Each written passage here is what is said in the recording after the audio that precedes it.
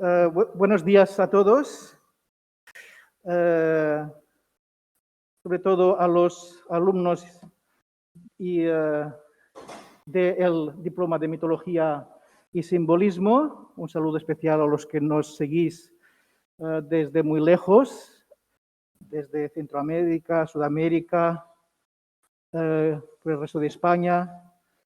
Y hoy tenemos esta conferencia preparada sobre los mitos politeístas, de los mitos politeístas a la Biblia. Tenemos con nosotros a Malca González Bayo, miembro titular del Instituto Carl Gustav Jung de Barcelona, analista, psicoterapeuta, cofundadora del proyecto Umbral, atención clínica de personas sin recursos y elaboración de programas de intervención comunitaria, participante en mesas de diálogo interreligioso. Ella es de la comunidad judía y, por tanto, nos puede hacer una aproximación a la Biblia desde su punto de vista, que será muy enriquecedor. Yo la tuve como profesora en el máster de Psicología Analítica hace mucho tiempo, hace unos 20 años ya, pero la impresión que tuve de sus clases fue impresionante de cómo poder estudiar la Biblia desde un punto de vista psicológico también y arquetipal, desde un punto de vista de Carl Gustav Jung. Realiza seminarios sobre la Biblia y el Midrash hebreo en Barcelona. Investiga en mitos de lo femenino. Ha sido coautora de Hilando Fino. Es un libro que tiene como subtítulo Mujeres, un viaje en común. Una obra sobre la salud y las mujeres desde múltiples ámbitos de la realidad social y cultural. Te damos muchas gracias de haber aceptado esta invitación y te damos la palabra. Gracias. Gracias, Tony. Eso sí es un placer y un gusto el reencontrarnos, ¿no? Siempre, diríamos, en los cruces de caminos.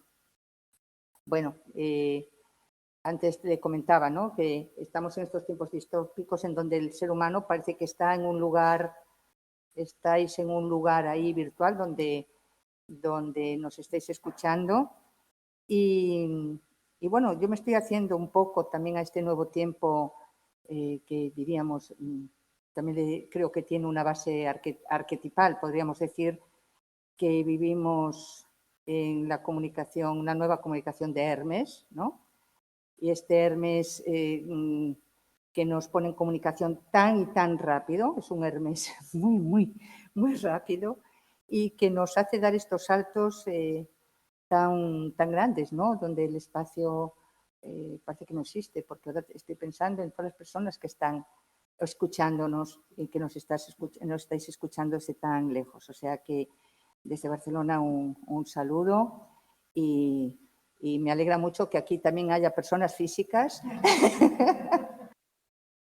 el cual ver el rostro de los sujetos a los cuales me puedo anclar, porque claro, no veo ni una pantalla donde puedo ver caritas y ahí es interesante, ¿no?, observar también la relación en la palabra, ¿no? De eso voy a hablar después. Bueno, cada vez que doy una charla sobre este tema siempre tengo que organizarla desde el principio y me encuentro que tengo que volver a revisar todos aquellos trabajos que llevo haciendo, investigando desde hace, pues fíjate, hace 20 años, decía Tony, ¿no?, y más, y es volver a revisar y volver a mirar, sobre todo ver cómo se cuenta, porque nos encontramos siempre con que en estos tiempos, y me lo encuentro muchas veces, hay un gran, ¿cómo diríamos?, una gran conexión, identificación con todo lo que son los símbolos del politeísmo. Está en todo. Está en canciones, están en películas, está en lo que se en la literatura juvenil. Es decir, la fascinación por la imagen, diríamos, mítica o mitológica, es fuertísima, muy grande. Incluso hay también unas líneas psicológicas, por ejemplo, inclusive en el campo junguiano, donde apunta más a, diríamos, casi a defender la psique como politeísta, haciendo una crítica yo creo que no fundada, al monoteísmo. ¿Por qué digo no fundada? Esto lo quiero decir como introducción. No fundada es porque en realidad se desconoce. Y cuando digo se desconoce, es que tenemos que saber de qué va el monoteísmo. Y realmente aún no se sabe. Realmente yo diría que aún no somos eso, aún todavía no. Aún todavía no somos, o sea, no somos realmente monoteístas. Y después voy a explicar un poco qué se refiere ese término, que es algo más, o diríamos, o muy diferente de pensar que solo existe un Dios, que además es masculino, o sea, que es un hombre, y blanco, y más hoy en día, que donde todos los símbolos pues están, ¿no?, ya puestos en duda y en deconstrucción, cosa que está muy bien. Es decir, que se le ha dado una personificación de un Dios Padre único, pero uno como cantidad. Y cuando hablamos de lo espiritual y lo arquetipal, no podemos hablar de la cantidad. No existe, la cantidad es para la realidad tridimensional, el corto, largo, ancho, metros, pesos, medidas, pero no para lo trascendente, pero no para lo psicológico. No existe medida. ¿Cuál es la medida del inconsciente? ¿Cuánto mide el inconsciente? ¿Es profundo? ¿Mide metros? ¿Tiene altura? ¿Es alto? ¿Es largo? ¿Es ancho? Es decir, no existe una posibilidad de medida de todo aquello que es inconsciente. ¿Me explico? Por lo tanto, todo lo que son símbolos del inconsciente no se pueden medir en función de un Dios 5, 25, y decir, pues claro, si lo miramos así, desde una perspectiva de psicología capitalista, vamos a decirlo así, porque es el sistema bajo el cual vivimos, bueno, pues en ese caso, claro, podríamos decir que ganan los politeístas. Hombre, pues si puedo tener 25 dioses y 30 diosas, ¿para qué me voy a quedar con uno solo? Que además es masculino y además es viejo. Bueno, el cristianismo lo rejuveneció, ¿no? Es decir, porque entonces la figura de Cristo pues es un Dios joven que va diríamos, a compensar a este padre anciano. Y ahí, bueno, nos metemos en otra simbólica, pero que quizás no está tan alejada de los mitos politeístas, ¿vale? Dicho esto, por eso he titulado esta de los mitos politeístas a la Biblia, para ya a partir de la base de que nos quitemos creencias de delante, que nos limpiemos un poco de lo que creemos sabido, que nos deconstruyamos y que nos dejemos ir a ver qué de mitos. Y cuando hablamos de experiencia, vamos a decir, religiosa, cuando digo religiosa le pongo ciertas comillas porque me refiero más a lo religioso en lo cultural, no podemos reducirlo a definiciones. Bien, dicho esto, voy a hacer muchas preguntas. Son preguntas que yo me he ido haciendo a lo largo de mi tiempo y que siempre me gusta compartir. ¿De qué hablamos cuando hablamos de mitos? Cuando hablamos de mitos, ¿de qué estamos hablando? Nos referimos a una realidad normalmente fantaseada. Es un mito. Como es un mito, dices, uy, eso es un mito. Estamos diciendo ya que no existe por el hecho de ser un mito. Queremos decir que es una mentira. Queremos decir que es una inflación. ¿Qué queremos decir cuando decimos, eso es un mito? O sea, se refiere a una realidad fantaseada, a una realidad exagerada, a una realidad idealizada. También, uy, eso es un mito, ¿no? Un mito es como algo que no vamos a poder alcanzar, ¿no? ¿A qué realidad hacen referencia los mitos? ¿Hacen referencia a algún tipo de realidad? ¿Hacen referencia a la realidad divina? ¿A la humana? ¿A las dos? ¿De qué hablan? ¿Hacen referencia al mundo natural? Si nos centramos en lo que sería nuestra urdimbre, yo cuando hablo de urdimbre, quiere decir que en el mundo occidental, inclusive aquellos que están y nos escuchan desde Latinoamérica, aún así, también están regidos en parte por este mito, y yo siempre propongo a veces lo interesante que puede ser el trabajar y explorar sobre los mitos amerindios, ¿no? Que son otros mitos que están allá para otras culturas, y ver cómo eso les atraviesa o no les atraviesa. Pero lo que sí es cierto es que podríamos decir que el mundo occidental, vamos, por decir así, en la conciencia occidental, estamos regidos, estamos atravesados por dos urdimbres. Utilizo la palabra urdimbre y voy a poner el significado. Urdimbre es el hilo, los hilos tensados en un telar. En un telar. ¿Sí? Pues el telar tiene unos hilos que son verticales, que tienen que estar bien tensionados.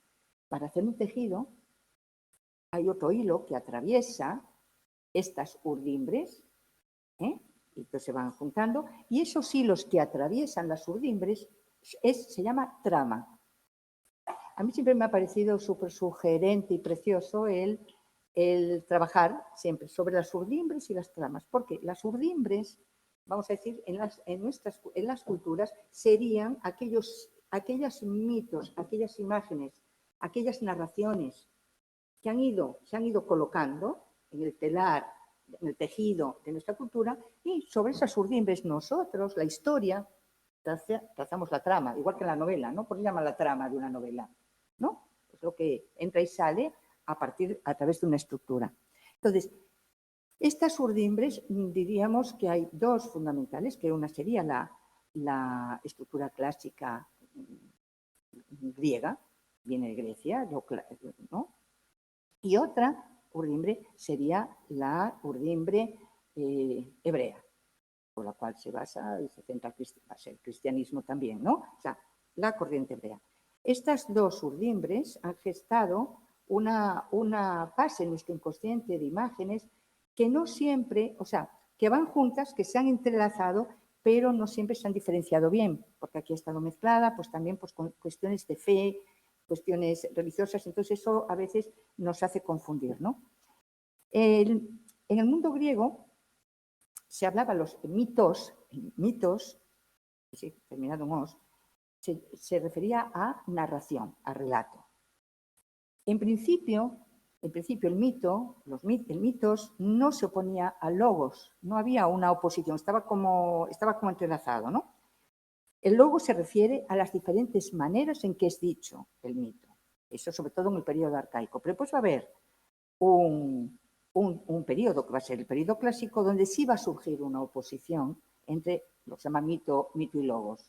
Va a surgir como diríamos, una bifurcación, ¿no? de camino. La palabra logos en griego viene de legein, que es hablar. Es decir, hablar. Esto sí nos va a unir a la Biblia, ¿no? Entonces, viene a ser sobre el siglo IV o V, antes de la era común, se enfrentan, y más va a ser también Aristóteles, porque van a analizar, así como en Platón se basa en el mito, es una filosofía mítica, ¿no? Pero Platón va a analizar el mito como texto filosófico, ¿no? Y va a buscar la coherencia, va a tratar de buscar la coherencia interna del texto, ¿no? Y ahí sí que se va a producir, podríamos decir, se va a producir más la separación, según dicen los expertos, que yo soy analista, pero traigo lo que dicen los expertos para ver, ¿no? Que nos hagan pensar. Ahí sí que se va a producir la separación entre el mito y el logos. ¿Qué quiere decir? Va a existir una separación de la cual también somos herederas y herederos, que es la diferencia que hay entre la representación, que es la imagen, vamos a decir, y el concepto, el logos, la palabra, el pensamiento. ¿Sí? Entonces, vamos a quedar como bifurcados, de tal manera que ahí sí que va a aparecer que el mito va a ser como una representación, pues eso, que podría ser fantaseada, que podría ser exagerada, que podría ser decir que ya no es científica, y somos herederos todavía. Hoy hablaba, ¿no?, con Tony, lo difícil que es a veces el poder hacer formaciones más desde esta línea. Eso parece que ha quedado también quizás para los artistas, ¿no? En el arte sí, porque entonces estamos hablando de la metáfora. Entonces queda el mito como metáfora, queda el mito como imagen. Pues se puede llevar al cine, se puede llevar a la literatura, a la pintura. Pero bueno, ¿por qué? A ver, por decir algo, si vamos al Museo del Prado, ¿por qué hay tantos cuadros sobre mitología? Y que se pintaron ya en el 16, 17, bueno, se han pintado toda la vida. Toda la vida. El cuadro de las hilanderas, famoso, ¿no? Todos los borrachos, de Velázquez, el Cronos devorando sus hijos, de Goya. O sea, es que el arte, como transmisor, como, ¿no?, de lo arquetipal, de lo imaginal, diría Corbén, ¿no? Me gusta mucho también la palabra imaginal, para entendernos, ha sido encargado de ir reproduciendo una y otra vez esas imágenes. ¿Por qué? O sea, quiere decir que entonces esas imágenes nos están diciendo algo, hay una necesidad, ¿no?, en el inconsciente colectivo, una necesidad de reproducirlas. Además se reproducen muchas veces y casi muchos pintores se reproducen las mismas, ¿no? Y Venus, y también el paraíso, y también, bueno, qué decir, ¿no?, del arte también que pinta las escenas bíblicas. Hay como una, ¿no?, constante de traer la representación. Pero claro, ¿qué pasa? Entonces el concepto queda, eso no es, como no es científico, ya no es, ¿es pensable o no es pensable el mito? Esta sería la cuestión. Cuando los mitoi en Grecia poseían una carga religiosa, es decir, que eran, diríamos, narraciones que transmitían verdades intemporales, entonces tenía un nombre que a mí me gusta, que se llamaba Hieroi Logoi. Hieroi Logoi quiere decir discursos de lo sagrado, discursos sagrados. Pues entonces aquí nos metemos entonces en otro tema. Entonces el mito no solamente era el mito, ¿no?, que en realidad podríamos decir que el mito nace, son las primeras obras de literatura, porque si nos centramos simplemente en dos autores básicos, para entender los mitos, uno sería Homero y otro sería Hesíodo. Nos tenemos que ir a Homero y Hesíodo, tenemos que leer los clásicos. Está en discusión si Homero era anterior o no a Hesíodo. Bueno, a eso yo lo dejo también, no nos importa si uno nació antes o después, si Hesíodo, pues su papá se trasladó a no sé qué lugar y entonces tuvo que empezar de nuevo y eso le trajo. Las biografías también son interesantes, pero lo cierto es que nos hacen unas narraciones, sobre todo va a ser Hesíodo, que nos va a narrar los mitos de los orígenes, la famosa teogonía. Una cosa que quiero decir es que los mitos eran narrados, es decir, hay un momento en que se convierten en algo que es para ser narrado popularmente. Es decir, en aquel tiempo no existía como ahora que somos lectores y nosotros en nuestra soledad y nosotras nos ponemos, hacemos nuestros apuntes y leemos. No, es decir, en aquel tiempo las narraciones eran compartidas socialmente.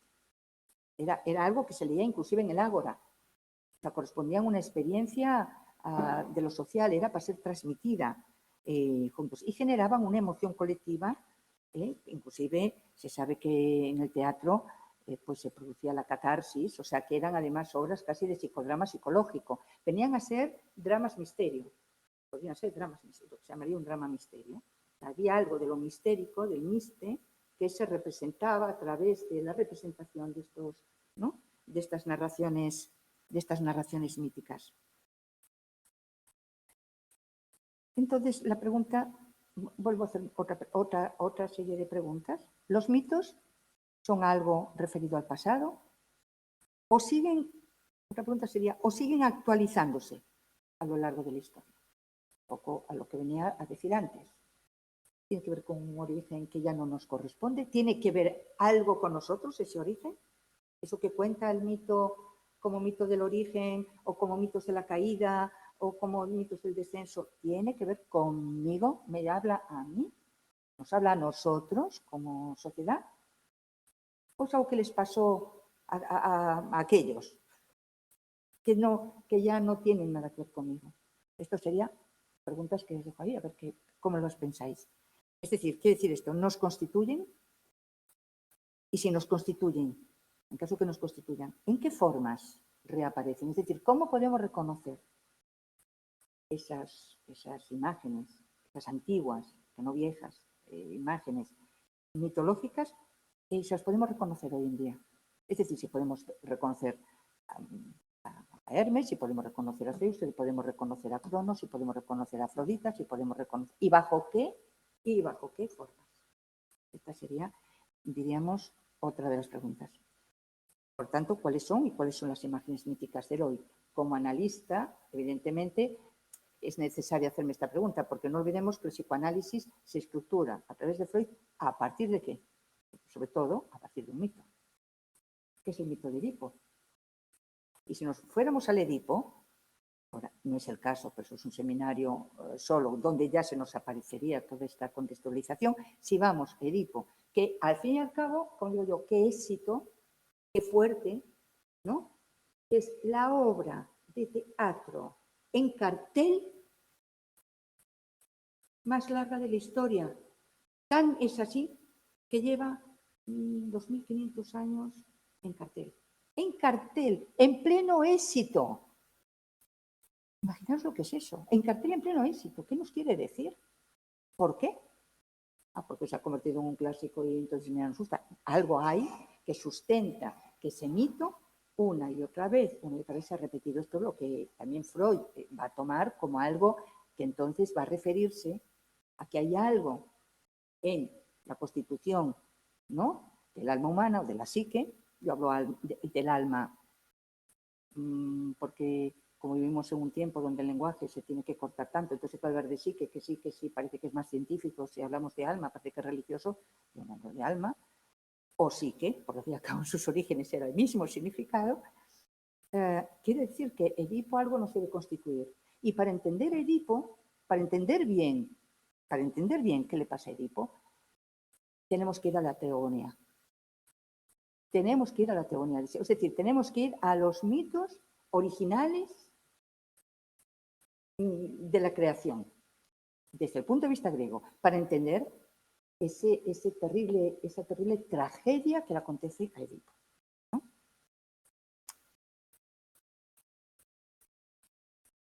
Cuando algo se repite, diríamos, y toma esa forma en la que decimos, aquí hay algo que es constituyente, se repite, porque si se repite es algo que nos constituye, es algo que nos interpela, es algo que nos conmueve.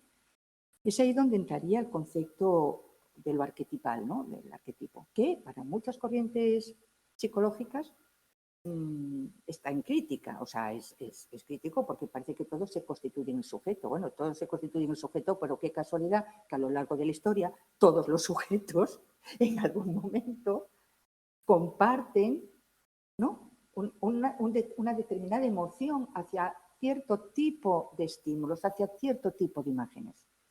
Entonces no pasa nada por decir, esto es lo arquetipal, lo arquetipo. ¿Qué significa arquetipo?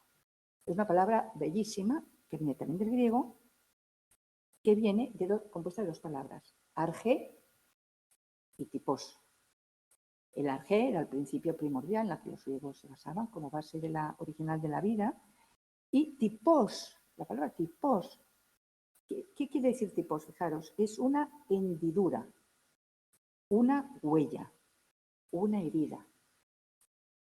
Entonces, si tomamos la palabra arquetipo, arquetipos, ¿a qué nos hace referencia? Nos hace referencia a una huella, a una herida, podríamos decir una falta, porque es una, ¿no?, como una oquedad, una hendidura, en el principio, que viene desde el principio. Y ahí sería la pregunta, y ahí tiene que ver con el inconsciente colectivo también crítica, ¿somos todos partícipes de esta falta originaria? ¿Sentimos todos que hay una falta originaria en nuestro origen?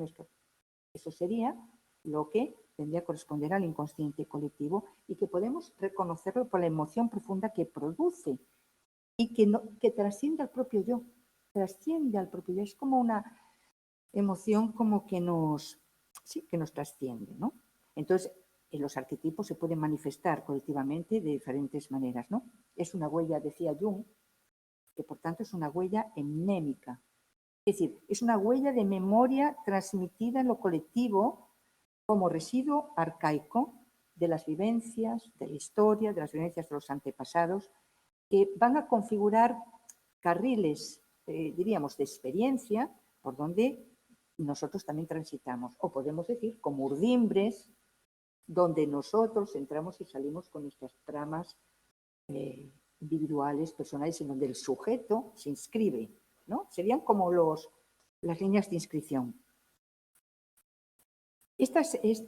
Diríamos, estos carriles, estas urdimbres, están cargadas de energía, lo que se llama energía libidinal, y por tanto son numinosas. ¿Qué quiere decir numinosas? Ay, aquí aparece un nombre precioso que es el numen. El numen es la carga energética poderosa, arrebatadora y trascendente que no tiene explicación, que va unida a una imagen, a una palabra o a una experiencia.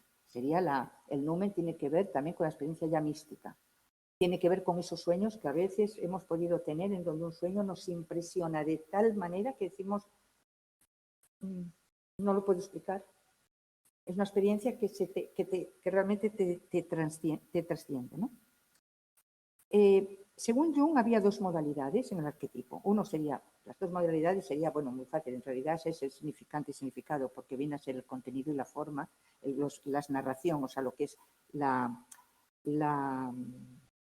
la historia, qué es lo que se cuenta, y el significado que está escondido en esta narración, ¿no? Podemos decir que estos mitos han sido los que han estructurado, ¿no?, la historia de los pueblos. Estas imágenes primordiales conducen, diríamos, su forma de decir, su memoria, que a veces hechos que han podido acontecer en un pueblo determinado han quedado constituidas como una historia que se va contando, que a veces se adorna, que a veces se cambia, pero que constituye algo que es aglutinante de su propia identidad, ¿sí? Que serían, pues, las famosas, podemos decir, y todos los pueblos lo tienen, pues yo qué sé, la narración de las sagas de los héroes, ¿no? Podemos decir, y como esos héroes, pues constituyeron, diríamos, un momento en el que hacen como un arraigo, ayudan a hacer un arraigo de la identificación colectiva con el acto de ese héroe y por tanto le constituye como pueblo, ¿no? Para precisar y ya meternos más, esto es una introducción teórica para que podamos entender desde dónde trabajamos, puesto que estamos en un tipo de máster, ¿no?, que tiene que ver con la mítica y simbología, y por lo tanto es obligado que lo coloque en el contexto, ¿no? Es importante también diferenciar entre arquetipo y símbolo, porque a veces también se mezclan. O sea, son dos conceptos que tienden a confundirse, ¿no? Como decíamos, si el arquetipos es la imago primordial que prefigura como una arquitectura primaria lo que sería lo global, el símbolo va a ser una expresión particular de un arquetipo. Vamos a poner un ejemplo. Símbolo de la Gran Madre. Perdón, arquetipo de la Gran Madre. La Gran Madre es un arquetipo que aparece en todas las culturas, ¿no? Por ejemplo, si ahora lo reconocemos desde algo más próximo, en nuestra cultura sería, yo qué sé, bueno, en nuestra cultura, cuando hablamos de Isis en Egipto, sería un arquetipo de la Gran Madre. Si hablamos de Demeter, sería un arquetipo de la Gran Madre. Si hablamos de María, es un arquetipo de la Gran Madre. Ahora bien, ¿qué sería la diferencia entre el arquetipo y el símbolo? Por ejemplo, símbolo parcial, una cueva, una azucena, una luna, una concha. Todo eso serían símbolos que harían referencia a la Gran Madre. Por ejemplo, una azucena nos vamos a representar más fácilmente, por ejemplo, a María. O sea, ¿no? Si pones una azucena y después pones una luna, por ejemplo, ahí en nuestro contexto se va a reconocer la representación de la Gran Madre, en este caso la Gran Madre celeste, terrena pero celeste porque ha sido sublimada en el arquetipo de María. ¿Sí? Y en otras culturas pues puede ser otro símbolo. ¿Se entiende, no?, la diferencia entre arquetipo y símbolo? Símbolo es una representación parcial que hace referencia a ese arquetipo. O sea que, de esta manera, el arquetipo, como decía Jung, es el tipo que se multiplica en sus símbolos, en toda la diversidad de símbolos. Y ahí es donde entonces el proceso simbólico es súper creativo y ahí podemos imaginárnoslo y casi podemos hacerlo casi inclusive a nivel particular.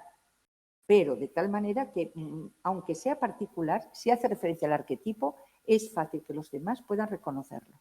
Y eso es muy interesante, ¿no?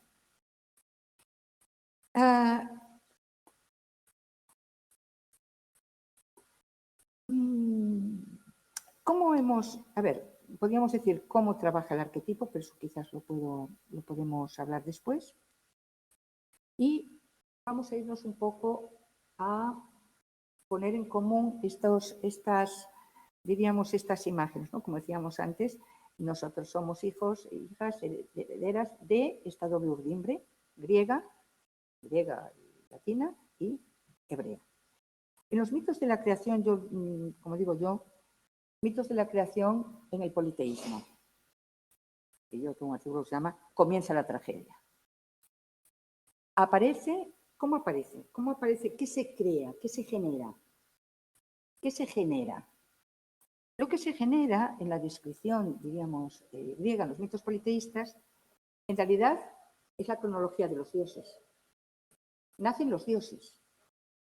Se habla de fuerzas que acontecen en el cosmos y que además esas fuerzas que acontecen en lo cósmico, pues porque ahí no se habla para nada en principio de la Tierra, parece que están en oposición. Es decir, aparecen, diríamos, instalados en el conflicto.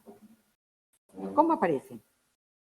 Nos va a contar Hesíodo, que al principio era el caos. Bueno, hablábamos de cómo empiezan los mitos de la creación, que siempre toda mitología va a tener en cuenta, siempre va a partir de los mitos del origen. Volvemos a la palabra argetipos, que es una hendidura, una huella, una herida en el arjé, que quiere decir en el origen. Por tanto, es lógico que los mitos, todo pueblo va a tener una historia del origen, que va a ser narrada inicialmente de forma oral. Entonces, y escrita también, como es el caso ya que vemos aquí en Grecia. Entonces, lo que nos cuenta Hesíodo en la Teogonía, ¿de qué nos habla? Nos habla de una creación, pero ¿a qué hace referencia la creación? Estaba diciendo que la creación hace referencia concretamente a la genealogía y nacimiento de los dioses.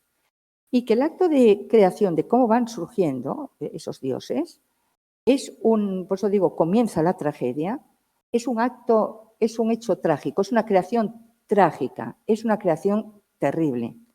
Empieza contándonos. Interesante que Hesíodo se encomienda a las musas. O sea, en la primera parte son las musas que le van a dictar, que le van a contar qué pasó en el origen de los tiempos cuando no había tiempo. O sea, en realidad Hesíodo podríamos decir que asiste a una experiencia luminosa, porque decir la musa no es que ahora decimos, bueno, una inspiración, porque ahora lo tenemos, es lo que decía antes, la representación y el concepto lo tenemos separado.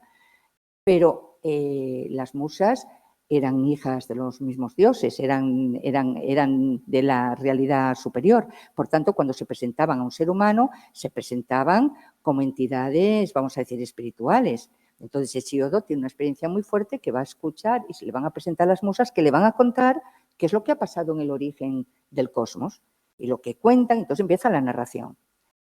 O sea, que podríamos, aquí introduzco otro tema, que yo me pregunto, y a lo mejor un analista de las religiones me diría que estoy diciendo un disparate, pero bueno, yo lo digo porque yo soy analista, entonces estoy obligada casi a hacer las preguntas. ¿Fue revelada la teogonía? Si estamos hablando que Hesíodo, que nos lo cuenta él, yo recomiendo que escojáis la teogonía, tanto los que están aquí como los que nos escuchan, y empiecen a leer la teogonía, a poder ser con una buena traducción. Y nos vamos a encontrar con una experiencia realmente trascendente. Entonces, yo me dije, ostras, la teogonía se le reveló de alguna manera a Hesíodo, que tuvo una experiencia muy fuerte, que allí en un día, allí no sé si estaba en el Parnaso, no me acuerdo ahora dónde estaba, tuvo una visión interesante a tener en cuenta. O sea, no simplemente fue un escrito literario que dices, bueno, qué bien le quedó. No, aquí estamos hablando de otra cosa. Entonces, lo que nos va a contar es que al principio existe el caos y que en ese caos donde no hay ni arriba ni abajo, ni frío ni caliente, ni luz ni oscuridad, que es todo uno al mismo tiempo y todo mezclado y nada diferenciado, hay un primer momento de diferenciación que se llama Gea. Y que una vez se genera Gea, o sea, esto es como ver la energía, ¿no? Cómo se va produciendo. Una vez Gea se concentra, hay esa concentración de ese caos, se va a producir, claro, si todo se concentra en un punto, se va a generar una periferia, ¿no? Si tuviéramos ahora, jugásemos como niñas y niños y cogiéramos aquí muchos elementos, los mezclásemos y fuéramos colocando todo hacia el centro, ¿no? Se nos haría como una especie de lugar redondo donde hay un centro y alrededor un espacio vacío o periferia, ¿no? Esa periferia se llama Urano. Gea y Urano. Ya tenemos un primer movimiento. ¿Qué ocurre aquí? ¿Qué es lo que nos va a contar Hesíodo?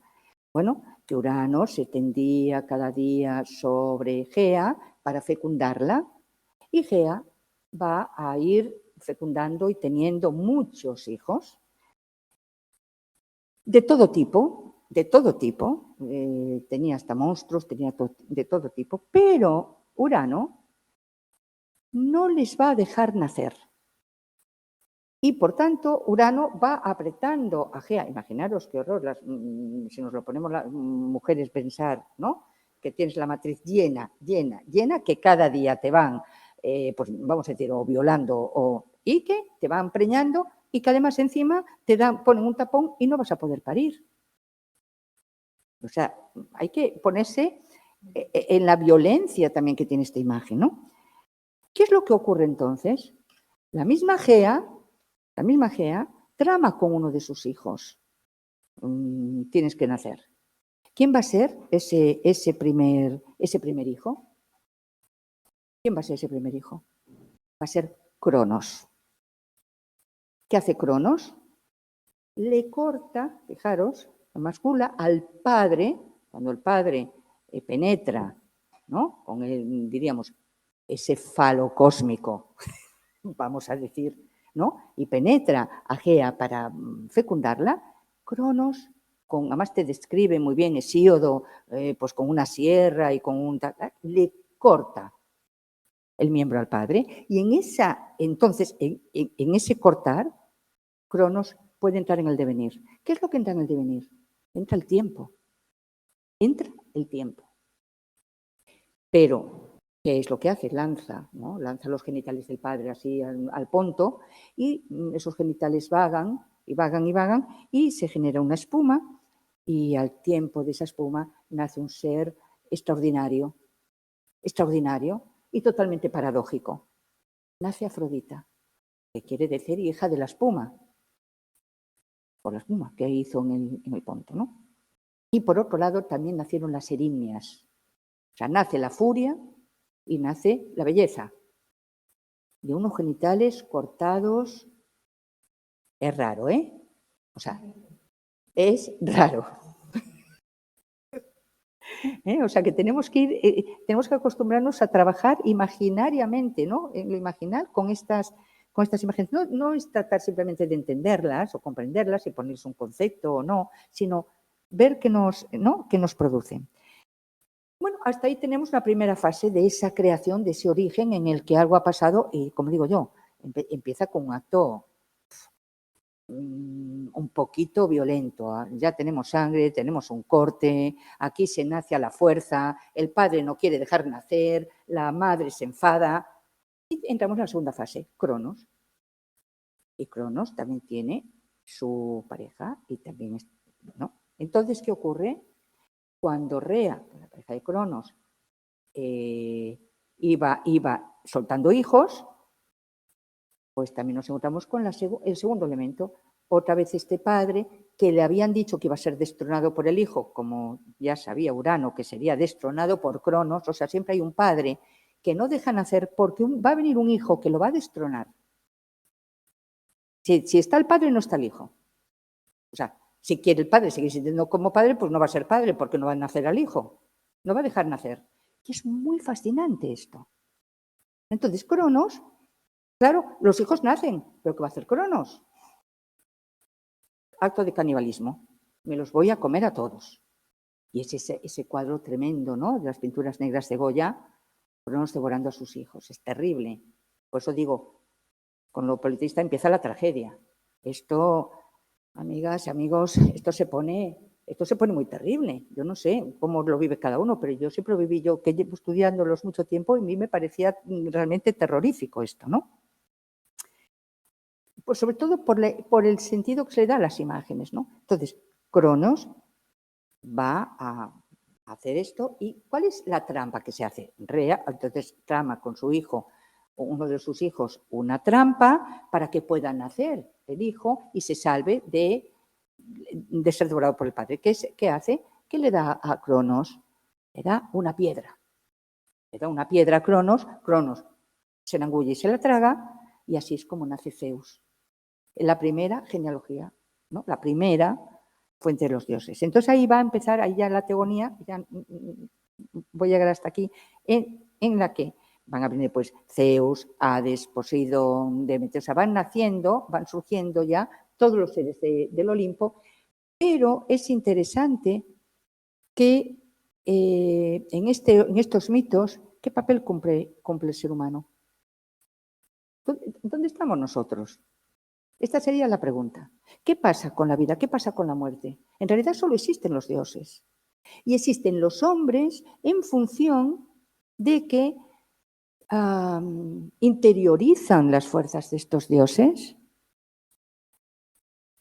y, diríamos, se movilizan a través de sus impulsos. Pero claro, resulta que el Olimpo no era un lugar de paz. Era un lugar también de guerra, había oposición. Es decir, estamos hablando de un sistema donde no existe una línea, existe multiplicidad de fuerzas, y esa multiplicidad de fuerzas están en batalla, están en discusión, están en tensión. De ahí que también hay que entender que la vida griega, no había una unidad en Grecia como país unificado Grecia. Existían las polis, existían las ciudades, y cada ciudad estaba regida por un mito, por un arquetipo, por una deidad, que muchas veces entraban en guerra con nosotros. El caso de Homero nos lo describe perfectamente tanto en la Ilíada como en la Odisea. En realidad inclusive generaban guerras. Cosa también muy interesante que podemos observar si esto no está pasando y no ha seguido pasando a lo largo del tiempo. Es decir, que lo que entran en colisión son grandes fuerzas arquetipales que están en oposición, y entonces el ser humano las actúa. Por lo tanto, podemos estar viendo en los otros arquetipos que son sombríos, que son nuestra sombra. Y ahí es donde aparecen los choques, ¿no? Entonces, claro, el lugar del ser humano era un lugar muy difícil, porque si era atrapado por uno de estos dioses y ese dios le daba, diríamos, un cuidado y pues aún podía hacer algo, pero generalmente el héroe, aquellos que estaban destinados a hacer cambios en lo social, no eran seres humanos tampoco comunes. ¿Quiénes eran? Resulta que los héroes, se les decía que eran hijos de Dios, eran hijos, en este caso de Zeus, y normalmente de una mortal. Y en base de que eran hijos de Zeus, era como podían llevar a cabo, diríamos, sus misiones. Y pues había otros seres humanos que podían, a partir de ser reyes y por tanto representantes, poder estar protegidos por el cuidado de una diosa o de un dios, ¿no? Como caso, hay diferentes casos aquí. Es decir, que en realidad cuando se era héroe, estaba ya claro que era hijo de Dios. Si no, los otros no eran hijos de Dios, eran otra cosa. ¿Qué posibilidad había que este hijo de Dios pudiera sobrevivir a la muerte? También muy relativamente, porque se sabe que después iban al Hades, y en el mejor de los casos en el Hades se enteraban que estaban en el Hades, que era un lugar espantoso donde las almas vagaban como los zombies ¿no? Que ahora ponen en las películas, en un mundo de sombras, en un inframundo del que en realidad no había salida, no había posibilidad de apertura, ¿no? Diríamos también otra cosa importante, que la cultura politeísta, por tener diferentes, diríamos, configuraciones de la divinidad, tenían, ¿cómo hacían? Lo que hacían era, sobre todo, tener representaciones físicas de estos dioses. Es decir, la cultura griega, de las diferentes polis, tenían una posibilidad que era que el dios pudiera representarse en un ídolo. Y ese ídolo, que era de piedra, y era, claro, pues, bueno, ahí es donde vemos las obras de arte maravillosas, que nos parecen unas obras de arte maravillosas, pero que catalizaban entonces la conciencia colectiva. Y no hay que olvidar otra cosa también. Estos mitos, o esta cultura politeísta, también era sacrificial. Y de eso nos solemos olvidar, porque a Grecia la tenemos muy idealizada. Y nos olvidamos de que, por ejemplo, existía el fármacos.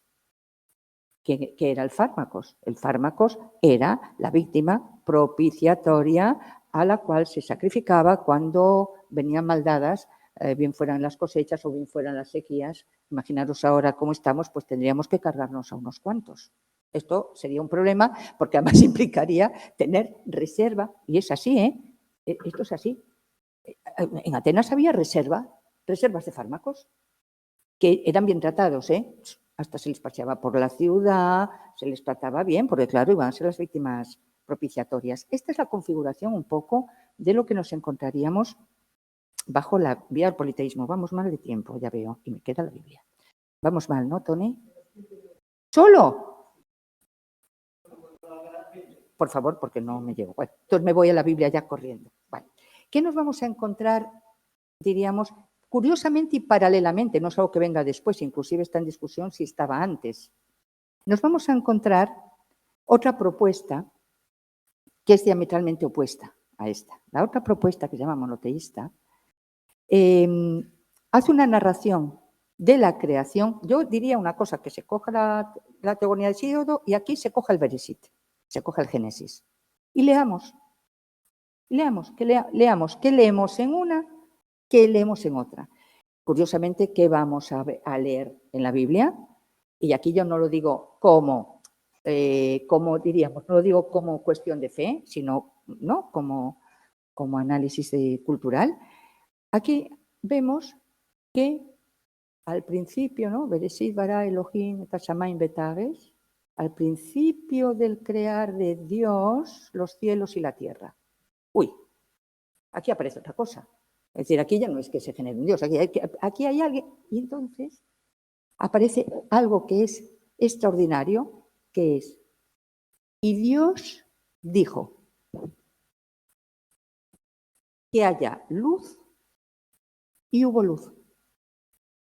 Y así fue el primer día. Te quedas, vamos, si lo leemos con conciencia, es tremendo. Entonces nos vamos a encontrar con las famosas alocuciones, las famosas de Dios, en la que la palabra va a ser la creadora del mundo. Va a ser la creadora, primero. Ahí no hay dioses que se generen. Ahí hay todo una creación, un mundo que nos dice el primer día, el segundo día las luminarias, y se separa lo seco de lo húmedo, y el arriba y del abajo, y aparece el sol, y aparece la luna, y aparecen las estrellas, y aparecen los peces, y aparecen las aves, Es decir, hay alguien que se llama, un hombre, que no debo decir, bueno, aparece en la Biblia como Elohim, que es un nombre muy interesante porque, aunque se traduce como masculino, no es masculino, desde el hebreo habla de una multiplicidad, pero está hablando de una, diríamos, los nombres que se utilizan en la Biblia son nombres que son cualidades, ¿sí? Entonces, aquella cualidad de lo divino que crea el jardín, ¿qué crea? Crea un jardín. Se llama Elohim, que además, visto en la mística hebrea, en la mística en la Cábala, además, os voy a decir otro dato, Elohim no es masculino. Elohim es la madre. Es la madre. Fijaros qué maravilla. Cosa que tiene bastante lógica, ¿no? Porque una madre, antes de tener un hijo, prepara una casa, prepara las cosas, ¿no? Las cositas, hace el nido, Y entonces podemos visualizar aquí ya tenemos otras ideas, diríamos, de las imágenes míticas. ¿Qué ocurre? ¿Qué va a ser la Biblia? La Biblia empieza con una narración, en realidad, que la importancia está en el ser humano, está en nosotros, cambia totalmente la perspectiva politeísta, nos pone a nosotros en el centro, hasta tal punto que toda la creación está hecha para nosotros y vamos a caer o a descender de ese mundo. En el judaísmo tengo que decir que no existe el concepto de pecado original.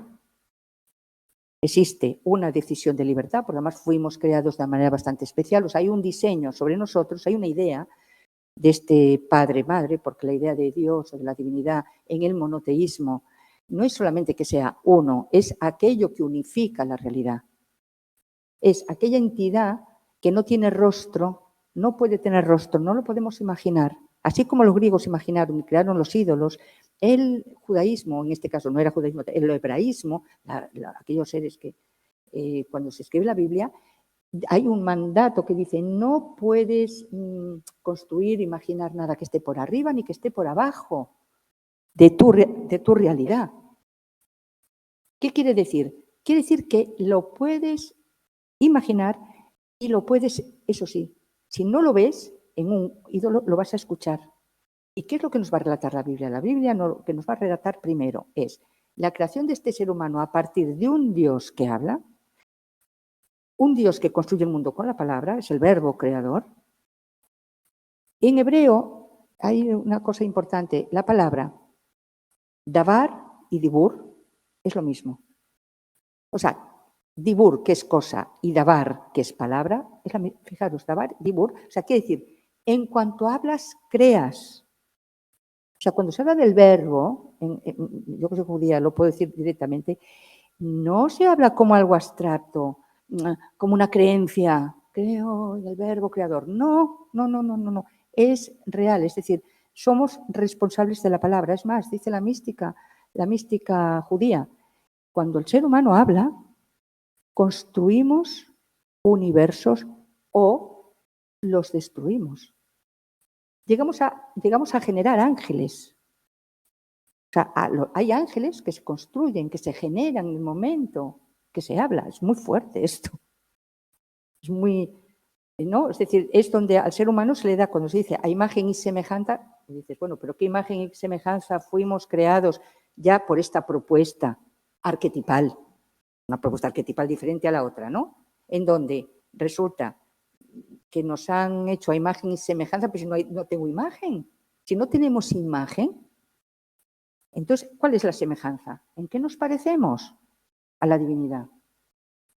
En que somos seres parlantes, en que habitamos, como decía Derrida, habitamos la casa del lenguaje. Cuando se habla de verbo creador, quiere decir que estamos habitando la palabra. O sea, que la palabra nos habita y nosotros habitamos en ella. Y por eso hablar bien, y yo creo que educar a los jóvenes, a los niños a hablar correctamente, pero que cuando se habla es un momento importante, es un momento importante del ser humano, se ve cuando nacemos, cuando los niños empiezan a hablar, es maravilloso ese momento, les están haciendo la conciencia y son capaces de hablar, pero si es que el hablar es muy difícil, como digo yo, una vez hemos aprendido lo más difícil que tenemos, lo demás lo podemos aprender todo, porque hemos aprendido a hablar. Es complicadísimo, realmente es complicado. Entonces, ese es el arquetipo que trae la Biblia, que la palabra va a ser nuestro arquetipo. Y ese arquetipo, ese arquetipos, ¿os acordáis? La hendidura, en el principio, ¿qué va a ser? Va a ser la palabra de Dios. Dios dijo, y que haga el hombre, y nos insufla el espíritu de vida. Nos insufla, con lo cual hemos inspirado a Dios. Y por tanto, en este arquetipo lo que se propone es que el ser humano es co-creador con Dios. Y entonces vamos a otra cosa más. Antes os preguntaba al principio, ¿los mitos hacen referencia al pasado o hacen referencia al futuro? Los mitos o los arquetipos hacen referencia a un presente continuo. De tal manera que en la visión arquetipal bíblica, todo está pasando ahora. Es decir, de Edén salimos cada día.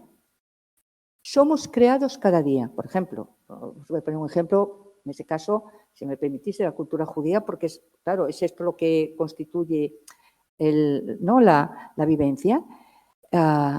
Lo primero que decimos es, gracias al despertar, gracias Dios mío que me has devuelto el alma. O sea, nos dormimos y el alma tal, y nos es incorporada. Pero nombramos al Dios vivo, vamos, el Dios vivo, pero con plena realidad de que es el Dios vivo. ¿Qué quiere decir que es el Dios vivo? Quiere decir, y decimos, hay una oración, el Shema, en el escucha Israel, es tú que creas y generas el mundo a cada instante. Quiere decir, en este momento, el mundo, si cogemos la narración, se sigue creando, porque si no, esto no existía.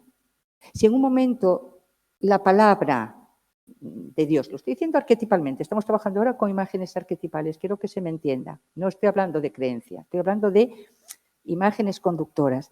Si en un momento determinado, desde este punto de vista, Dios retirase su palabra del mundo, esto desaparecía ya. Así, ya desaparecíamos, nos volatilizaríamos. El mundo es una concreción constante de la palabra. ¿Sí? ¿Se entiende esto? ¿No? Entonces, ¿qué es lo que va a traer en sí? ¿De qué nos habla la Biblia? Nos habla de un gran viaje, podríamos hablar, a nivel significante es un gran viaje, que empieza ya desde que salimos del paraíso, para volver al origen. O sea, de hecho, estamos haciendo un viaje, vamos, y que Adán, Javá, ¿no? Los primeros padres, también somos nosotros.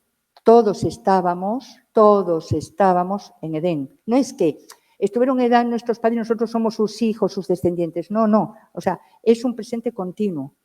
Todos estábamos ahí. Cada uno en su parte, ¿no? Había dos rabinos, yo siempre cuento esta anécdota porque es muy bonita, dos hermanos, esto es real, que no me acuerdo los nombres, los tengo que recuperar, que estaban hablando, o sea, en el judaísmo se estudia todo el rato esto, entonces estaban hablando trabajando sobre el Bereshit. Hay que decir que hay millones de páginas sobre esto que estoy hablando. Y entonces uno de ellos dice al otro, que si cuando el fruto prohibido, uno se cogió el fruto, no, dice, yo lo que sé, dice uno de los hermanos, que yo no estaba en el lado de Adán que tomó el fruto. Yo ahí no estaba, este era inocente.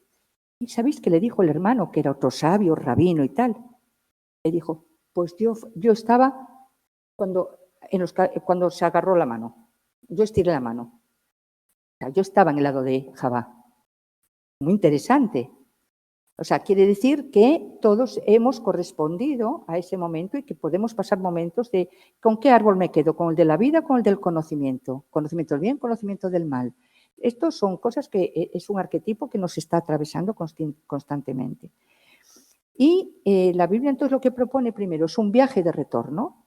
Por eso los viajes y salidas que van desde la salida del paraíso, después Caín, lo que pasa con Caín, ya empieza como, ¿no?, toda una serie de problemas que también tiene que irse errante a el viaje de Abraham. Ya Abraham se le ordena salir y Abraham era el politeísta. Abraham era hijo de un fabricante de ídolos. O sea que Abraham, el primero que sale, y por eso se llama Ibrí, y ¿sale a dónde? Dice, Abraham, oye la voz, Abraham, Abraham. Y dice, y neni, ¿qué quiere decir neni? Quiere decir, heme aquí. ¿Pero a quién se lo dice él, heme aquí?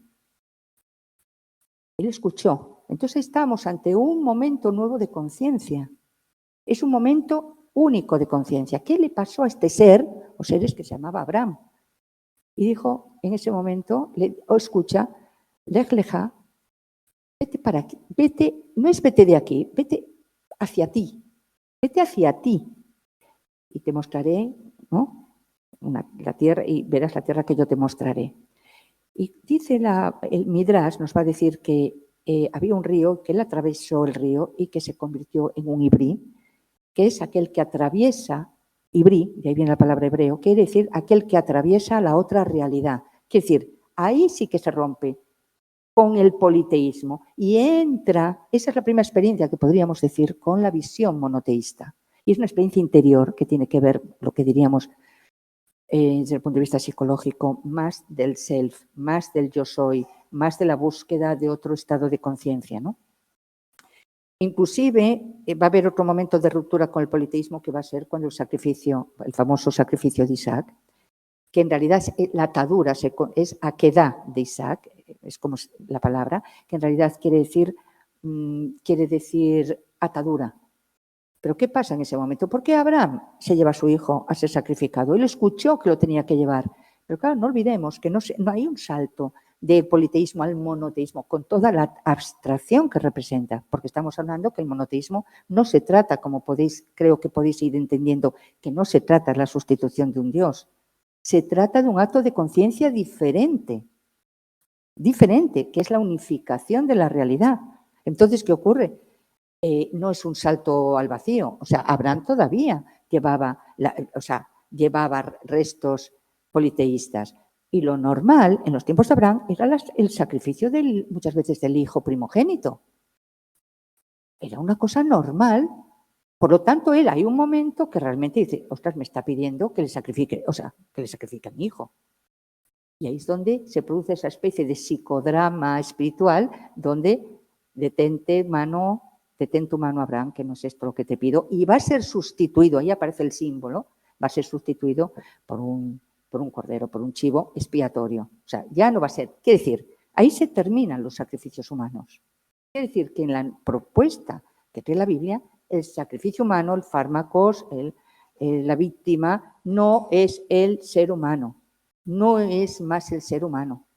No es el ser humano para los dioses. Es Dios que entra en relación con el ser humano, que va a ser el viaje de la Biblia. El viaje de la Biblia va a ser la vuelta, diríamos, en el aprendizaje, ¿no?, de nuestro origen en relación con Dios, porque además Dios quiere relacionarse con el hombre, con el ser humano. O sea, Dios le dice a Adán, cuando Adán se asusta y Eva y se esconden y dice, madre mía, la que hemos hecho, porque vieron que estaban desnudos, es muy interesante. Entonces dice la Biblia, y cambiaron sus vestidos, ¿no?, sus vestidos de luz por vestidos de piel, o sea, se condensaron, y Dios llamaba a Adán, Adán, ¿dónde estás? ¿Qué haces? ¿Dónde estás? Es el primer momento en que Dios se dirige al ser humano, y se dirige al ser humano para buscarnos. ¿Dónde estás? Entonces, dice también los sabios en el judaísmo que esa palabra, esa pregunta de ¿dónde estás?, Dios la sigue haciendo. ¿Puedes seguir un poquito más, Tony? Bueno, caramba. Bien, porque iba a decir que no hay que olvidar que cómo aparece en el monoteísmo Dios, no aparece con su nombre. No, o sea, el nombre Yod-Hei, Bad-Hei, que no lo puedo pronunciar porque está mal pronunciado, el nombre de las 4 letras, la Yud, la Hei, ¿no?, que aparece como H-V, ¿vale? Quiere decir el nombre. El nombre. O sea, el nombre que es el Sem Ameforás. El Sem Ameforás quiere decir que es el nombre inefable, el nombre que no se puede decir. Entonces ahí es un misterio. Ahora bien, sí hay otros nombres de Hashem, que llamamos Hashem, el nombre, Hashem Ameforás, sí hay otros nombres que aparecen en la Biblia. Hay que decir otra cosa, que las traducciones bíblicas es otro gran problema, porque el hebreo es muy difícil de traducir porque tiene múltiples significados y, por tanto, se han decidido por unos significados. Se recomienda que se lean traducciones bilingües directas del hebreo lo más fieles posible porque cambia y mucho. Los diferentes nombres que aparecen a lo largo de la Biblia, dicen los místicos, toda la Biblia, o sea, la Torá, en este caso, que sería el Pentateuco, que es una parte de los 24 libros de la Biblia, en realidad es la narración del viaje del ser humano en relación a Dios, y al mismo tiempo es la narración oculta del nombre de Dios, que por un lado se dice que es el nombre más corto y a la vez más largo. Tiene hasta 72 letras, pero que al final toda la Torá es la narración de su nombre.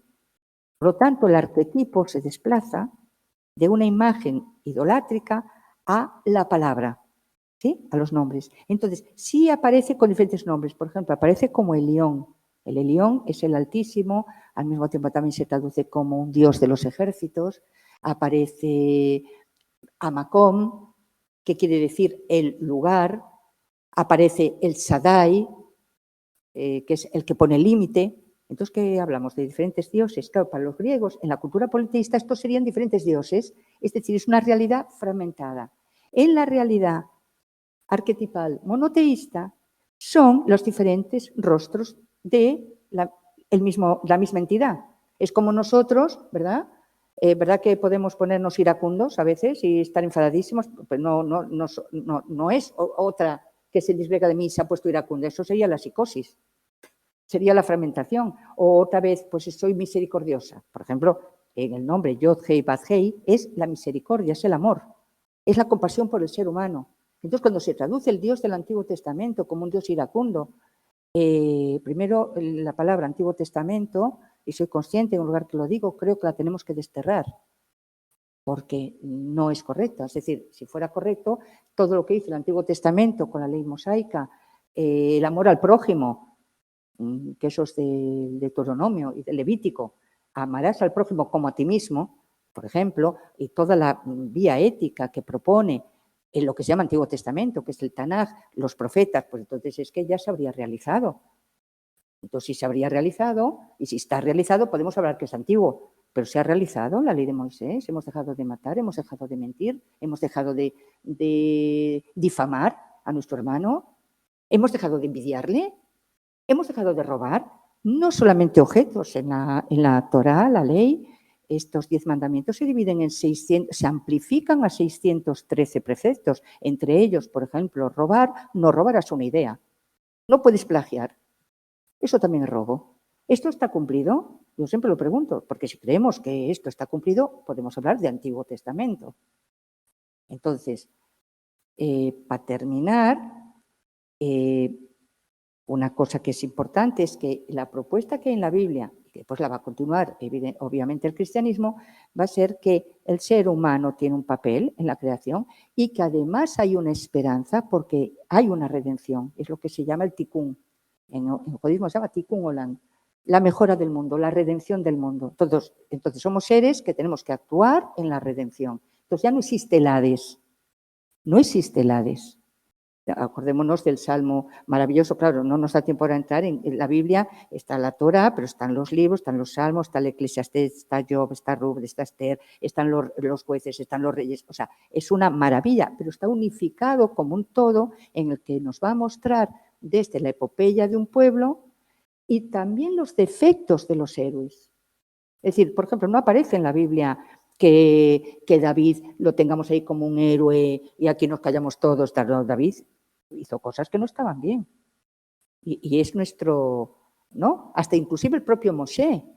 O sea, no aparece el rasgo inflacionario que viene en la cultura politeísta, porque como hay una identificación con Dios, yo soy, o sea, el héroe es el hijo de Dios, luego no se hable más. En cambio aquí no, todos somos hijos de Dios. Está llamado a la redención o lo mismo tú que yo, que cualquiera. Estamos comprometidos, o se nos ha comprometido con la redención. Entonces, este es un nuevo arquetipo. Y por eso hay una forma de describirse a Hashem, Dios, cuando se describe a Moshe, cuando dice, ¿tú quién? Porque claro, hay otra cosa. Los seres humanos en la Biblia dialogan con Dios. No solamente dialogan, discuten con Dios. Es que discuten, es que le preguntan, es que lo interpelan. Abraham con los Sodoma y Gomorra, oye, que vas a cargarte a justos por pecadores. ¿Cómo es esto? Venga, vamos a negociar esto. Es inaudito. O sea, ¿os dais cuenta que cambia totalmente el eje? De que en lo politeísta los dioses se vengaban, de esto utilizaban los hombres, y aquí es el hombre que le pone también condiciones a Dios. Y entonces Abraham, pero después va a llegar también Moshe, y Moshe cuando le dice, descálzate que el suelo que pisas es sagrado y te voy a mandar a Egipto para que saques a mi pueblo, Moshe, ¿qué le dice? No queda espantado, le dice, oye, preséntate, ¿yo con quién hablo? ¿Y yo en nombre de quién? Dice, mira, sí, voy a ir al pueblo y le voy a decir que me ha hablado Dios. Él, que era un príncipe de Egipto.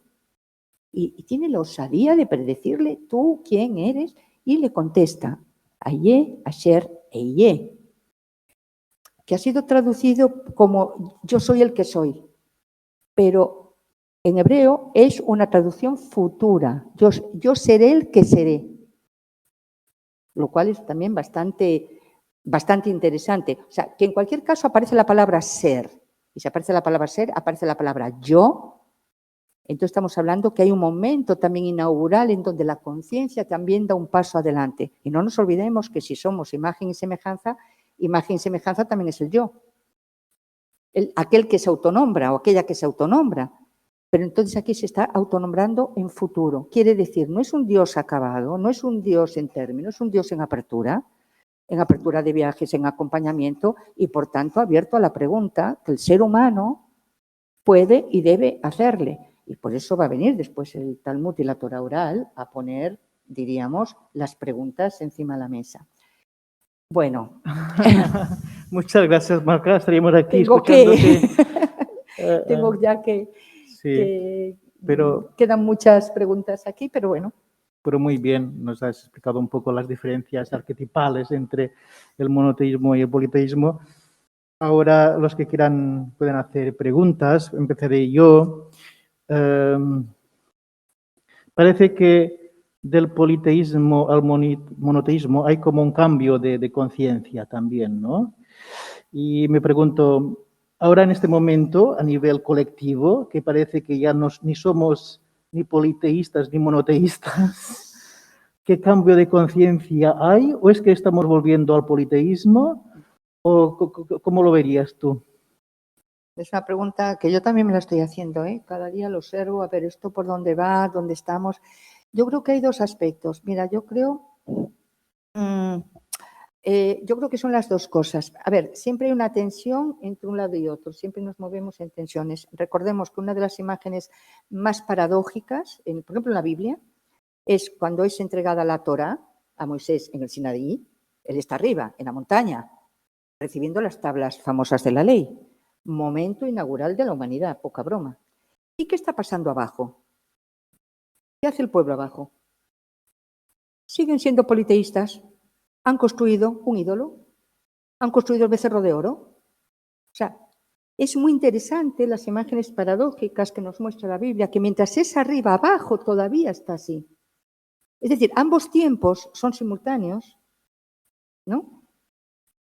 Y diríamos que porque lo de arriba está pasando arriba, lo de abajo también se puede ir a la regresión. O sea, es decir, en el judaísmo también o en la cultura de la Biblia se observa que cuanto más se desciende, más se asciende. No es lo malo está abajo, lo bueno está arriba, es que estamos simultáneos y en ese sentido es donde nuestra psique es como el lugar donde se cruzan ambas. Y hoy en día, en esto que dices, que me parece muy buena pregunta, por un lado, se está buscando, otra vez, hay un retorno a las imágenes del politeísmo, por además, claro, pues son sugerentes y son potentes, tienen una potencialidad tremenda. Pero también es verdad que, por otro lado, y está en el mundo, estamos viendo, pues estas, ¿no? Ahora mismo estamos con Ares. Ares está en estos momentos sentado a la mesa, ahí, ¿no? Diciendo que si nos lleva a la guerra, nos lleva a la guerra. Y ahí están los seres humanos, pues encarnando a Ares, ¿no? Y yo te pongo aquí mis fuerzas, yo aquí te pongo las tuyas. Estamos en un momento arquetipal, eso es arquetipal, puro, clarísimo.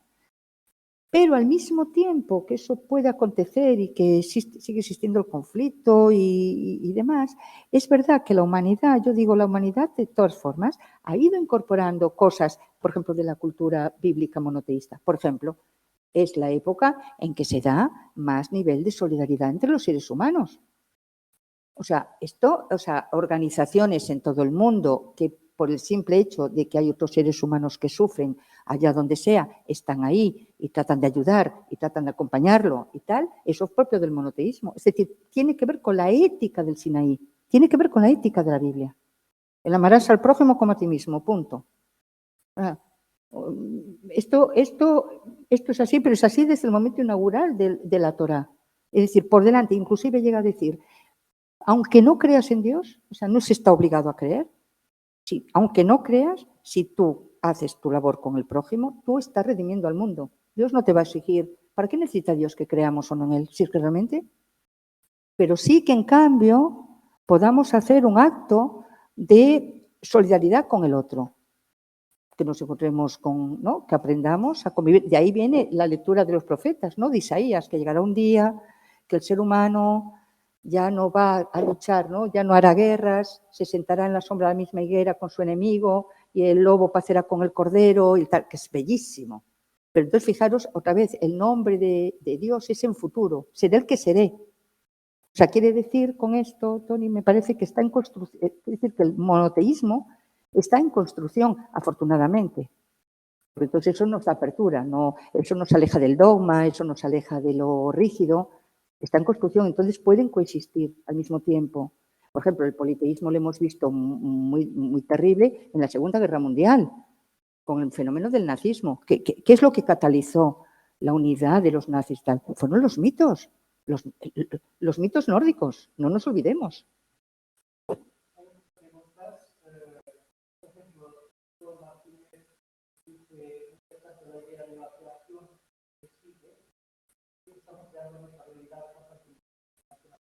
Sí.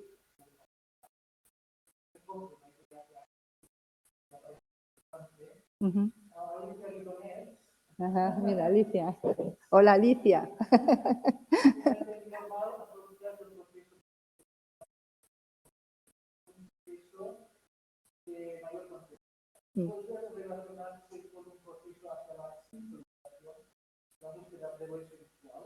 Ah. Qué bonito. Sí, yo creo que sería un proceso de sublimación.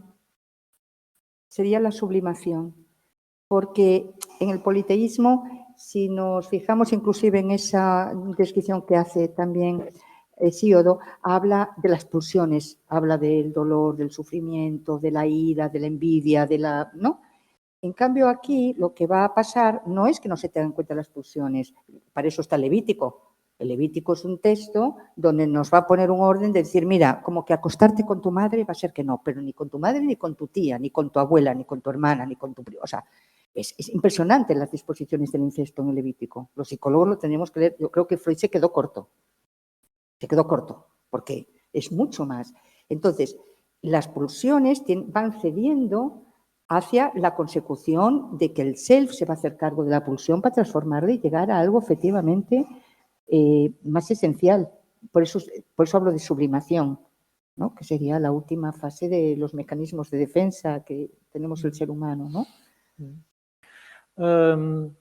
Has hablado sobre todo de que en el politeísmo está más la imagen, en cambio en la creación bíblica está más la palabra, ¿no? Uh-huh.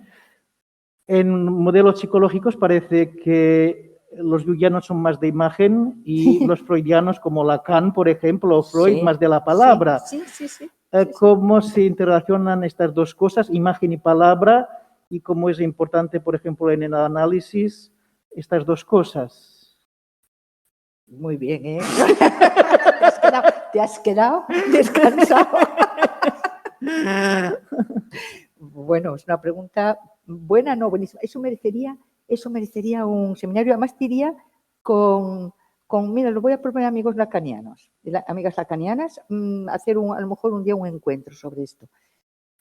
Yo siempre para empezar, yo siempre me he preguntado un poco por qué Freud no decidió un poco más hacia la vía, diríamos, más de la Biblia en este sentido. Es muy interesante que es verdad que la palabra es lo que constituye, diríamos, la base del psicoanálisis de Freud-Lacan. Y nosotros, yo creo que son ambas cosas, porque nosotros trabajamos con las imágenes, es decir, le damos una importancia a la imagen como producto del propio inconsciente. Y entonces después es un poco lo que decía antes, es como que la representación mitológica ha quedado separada del concepto.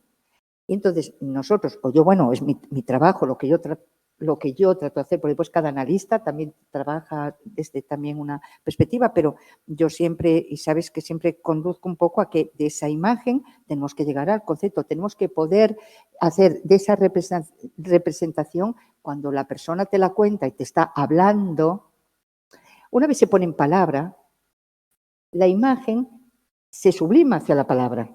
Y la misma palabra va a ejercer ¿cómo diríamos? Un efecto sobre esa imagen y la va a transformar. Le va a dar también otro significado. O sea, la imagen es el significante. Puede venirnos como un significante, imagen. Y después la misma palabra la va la vamos a amasar, la vamos a fermentar, vamos a trabajar con esa imagen hasta que esa imagen pueda inclusive hablarnos, a lo mejor en un sueño, en una serie. Porque las imágenes lo que tienen es la metamorfosis. Entonces, el juego entre imagen y palabra es lo que va a producir también un salto nuevo. Pero bueno, es un tema para... Nicole dice entonces, Malca, politeísmo y monoteísmo son vigentes ahora al mismo tiempo.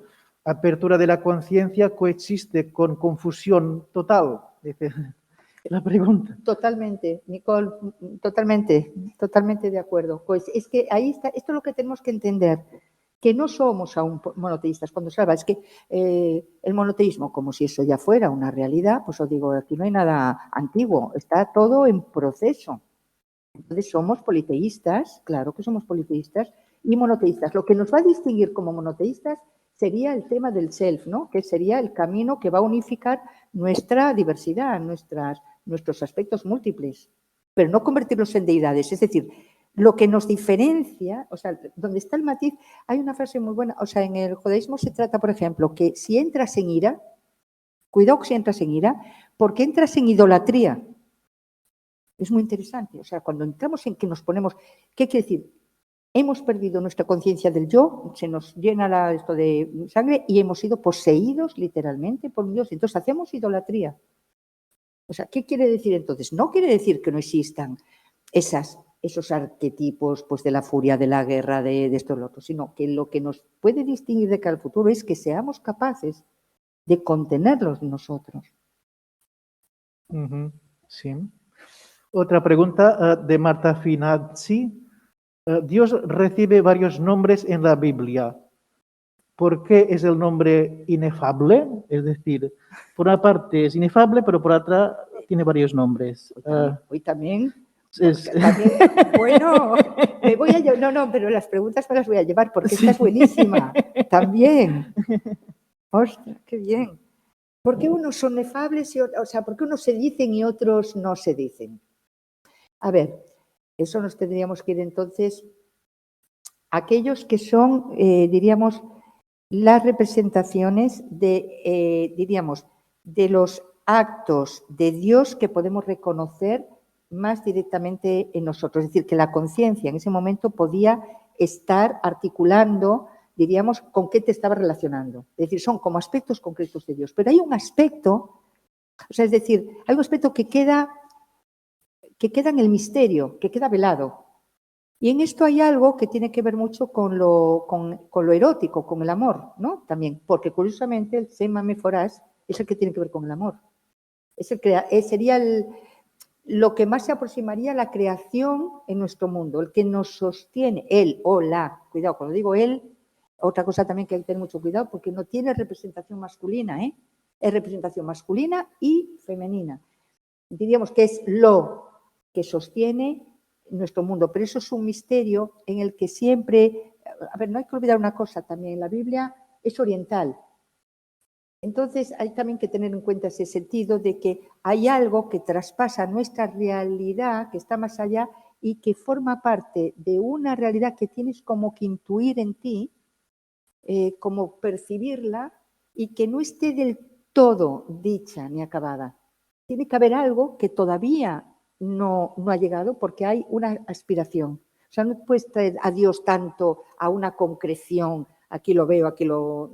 No, porque has matado a Dios también. Eso también mata a Dios. En cambio, cuando decimos Sema Meforás, estamos hablando del misterio profundo. Y por eso sí que es verdad que hay rostros, ¿sabes? Hay 70 nombres de Dios. También el Islam va a nombrar los 90 o 100 nombres de Dios, creo que son 100. Entonces, quiere decir que son rostros en los que nosotros no relacionamos. Y pues está el misterio, que es el que crea. Claro, ¿cómo nombrar? Es decir, es que estás creando el mundo en este momento. Además, hoy es Shabbat para mí, o sea que estoy compartiendo muy a gusto esto, ¿no? Porque es Torah, ¿no? Es decir, ¿cómo podemos captar que el mundo en estos momentos se está creando? ¿Cómo lo nombramos? ¿Tiene nombre eso? ¿Qué pasaría si lo nombramos? Es el nombre de las 4 letras, ¿eh? El Yod Het Vav Hei, ¿no? ¿Sabéis a qué me refiero? Vosotros lo podéis nombrar, pero no es correcto decirlo porque eso es porque se pusieron vocales que se desconocían. Entonces él le llamó ya, pero no es correcto, es reducirlo, es llamatarlo. En realidad eso corresponde al Shem, améforas, pues lo llamamos a Shem, porque realmente saber esas vocales, se supone que el Cohen Gadol, el sumo sacerdote, las conocía y las nombraba una vez al año. Y es como comentario, no es ninguna pregunta que me sugiere todo esto también, sobre todo la importancia de la palabra. Que, por ejemplo, en el conflicto que decías de Rusia, Ucrania, ¿no? Sí. Que parece que está Ares, el dios de la guerra, Sí. allí. Claro, cuando se hace posible el diálogo, se puede llegar a un conocimiento más cercano del otro, o cuando esta palabra es palabra auténtica y desenmascara las fake news, por ejemplo. Exacto, sí. Por ejemplo, cómo se puede llegar a un nivel de conciencia más alto y quizá evitar la violencia destructiva, por ejemplo. Por ¿no? supuesto. Cómo la palabra es tan importante para contextualizar las imágenes, que las imágenes que nos vienen es que el otro es el malo, que el otro nos quiere invadir, que el otro no. La cuestión de la palabra. Juan Fernando,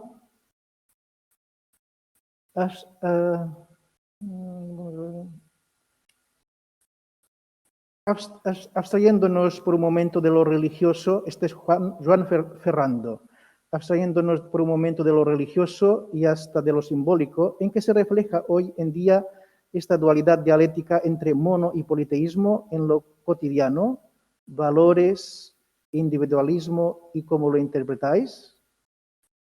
Bueno, un poco lo que sí. Sí, lo que decía antes. Yo creo que hoy vivimos, diríamos, en un esperpento arquetipal total, o sea, en esta sociedad distópica, ¿no? Que yo antes hablaba de, por ejemplo, el dios Hermes, ¿no? Que es la comunicación. Bueno, estamos aquí ahora hablando con personas que estáis, ¿no? En una pantalla, nunca Hermes voló tan deprisa. Nunca voló tan deprisa. Vamos, estamos en pleno, ¿no? En su, diríamos, en su estela. La cuestión está en que no caigamos en el culto, ¿no? Caer en el culto a los ídolos es, pues, por ejemplo, lo que está pasando hoy en día mucha gente que caemos en, o que podemos caer, o sobre todo los jóvenes, en el culto a las redes, ¿no? Que es sustituir al ser humano, que es con el que dialogas, ¿no? Un logos que pones en común, por, diríamos, un objeto que te va a contar muchísimas cosas. Entonces es caer bajo, diríamos, el complejo, un complejo de Hermes que te va a llevar por delante y que inclusive te puede quitar valores de lo que es el sujeto. Por ejemplo, ¿dónde podemos recuperar algo que tiene que ver con el monoteísmo? En el valor del sujeto. El sujeto es único, es decir, el hecho de que cada uno somos uno. O sea, es que no hay una repetición, inclusive ni en la naturaleza se nos ha dado. O sea, somos seres individuales. Por lo tanto, en donde recuperemos al sujeto, que podemos recuperar al sujeto, vamos a recuperar lo que dices tú, vamos a recuperar el diálogo con el sujeto, por lo tanto vamos a recuperar la palabra. Entonces, es donde nos jugamos, en estos momentos lo que nos jugamos es eso, es que nos jugamos la relación con el otro.